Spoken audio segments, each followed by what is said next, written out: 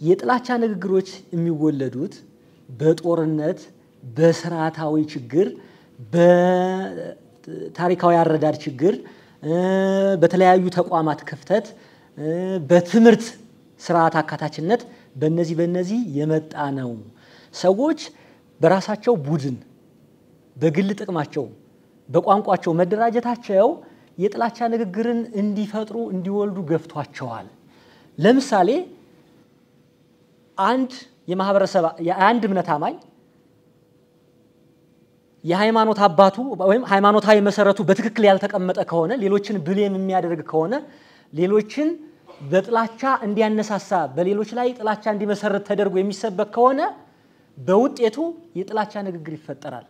በውጤቱ የማይሰማ ትውልድ ይፈጠራል በጦርነት ውስጥ የሚገቡ ኃይሎች ጦርነትን በበላይነት ለመቋጨት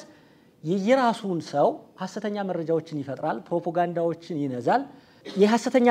ንግግሮች ጦርነትን ይወልዳሉ ግን እነሱ በዋናነት የሚመሰረቱት ከስርዓት ነው ሌሎች ድጋፍ ከሌላቸው በስተቀር የጥላቻ ንግግሮች ውጤታማ ሊሆኑ አይችሉም